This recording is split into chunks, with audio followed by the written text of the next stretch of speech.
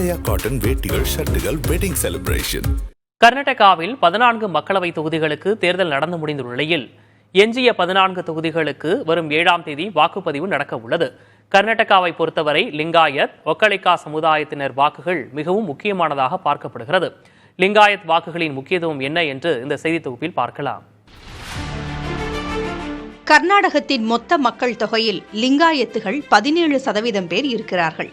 சட்டமன்றத்தின் 224 தொகுதிகளில் 70 தொகுதிகளில் லிங்காயத்துகளின் ஆதிக்கம் உள்ளது. மேலும் 30 தொகுதிகளில் கணிசமான லிங்காயத்து வாக்குகள் இருக்கின்றன. கர்நாடகத்தின் வடக்கு மாவட்டங்களில், குறிப்பாக பெலகவி, தார்வாத், கடாக் ஆகிய மாவட்டங்களில் லிங்காயத்துகள் அதிக அளவில் உள்ளனர். இதேபோல பகல்காட், பிஜாப்பூர், குல்பர்கா, பிடார், ராய்ச்சூர் ஆகிய மாவட்டங்களிலும் இவர்களின் ஆதிக்கம் அதிகம். பெங்களூரு, மைசூரு, மாண்டியா போன்ற தெற்கு கர்நாடக மாவட்டங்களிலும் குறிப்பிடத்தக்க அளவு லிங்காயத்துகள் இருக்கிறார்கள்.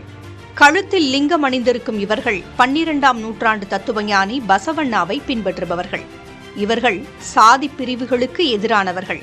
வேத, ஆகம சாஸ்திரங்களில் நம்பிக்கையற்றவர்கள். ஆலய வழிபாட்டிலும் இவர்களுக்கு நம்பிக்கை இல்லை. ஆணும் பெண்ணும் சமம் என்ற கருத்துடையவர்கள். சுதந்திர போராட்ட காலத்தில் இவர்களின் பங்கு குறிப்பிடத்தக்கது. இடஒதுக்கீட்டிற்கான போராட்டங்களிலும் இவர்கள் தீவிரம் காட்டியவர்கள். 110 உட்பிரிவுகளை உள்ளடக்கிய லிங்காயத்துகள் கர்நாடகத்தில் அறக்கட்டளை மற்றும் கல்வி நிறுவனங்கள் உருவானதில் முக்கிய இடத்தை பிடித்துள்ளனர்.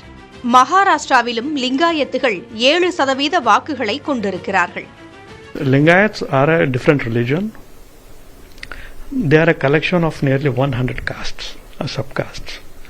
You find them everywhere in Karnataka, outside the coastal districts. And in many districts, they are so concentrated, they can decide the electoral outcome. According to estimates, between 90 to 100 assembly constituencies in Karnataka are influenced by the Lingayat voting. And that's what makes them so important. ஆரம்பத்தில் காங்கிரஸ் நிலைப்பாட்டில் இருந்தவர்கள் லிங்காயத்துகள். லிங்காயத் சமூகத்தின் தலைவராக பார்க்கப்பட்ட எடியூரப்பா 1990 காலத்தில் பாஜகவில் இணைந்ததால் பெரும் ஆதரவு கிடைத்தது. 2004ஆம் ஆண்டிற்கு பிறகு இவர்களின் வாக்குகள் முக்கியமாக பார்க்கப்படுகின்றன. For the last 20 years or so, Lingayats have been with BJP. Okay. And under Yediyurappa, Lingayats, they really mobilized for the BJP. If BJP has come to power in Karnataka, if Karnataka is called the gateway of BJP in South India, it is because of the Lingayat factor. So Lingayats have been such a strong vote bank of BJP, you know. But in the last few years, this vote bank has become very restive. Okay. There are a lot of issues between BJP and the Lingayats, and because of that, there has been a slow and steady erosion of the Lingayat support for BJP.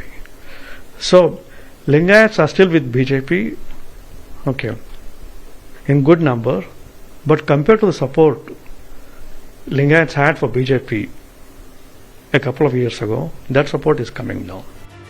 2019இல் பாஜகவிற்கு ஆதரவு இருந்த நிலையில் இந்த முறை லிங்காயத்துகளின் வாக்குகள் இந்த மக்களவை தேர்தலிலும் முக்கியத்துவம் வாய்ந்ததாக பார்க்கப்படுகிறது.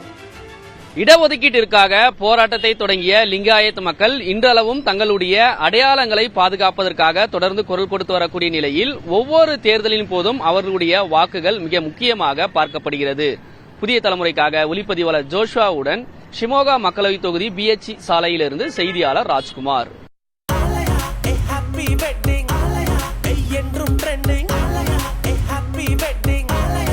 ஆலயா காட்டன் வேட்டிகள், ஷர்ட்டுகள், வெட்டிங் செலிப்ரேஷன்.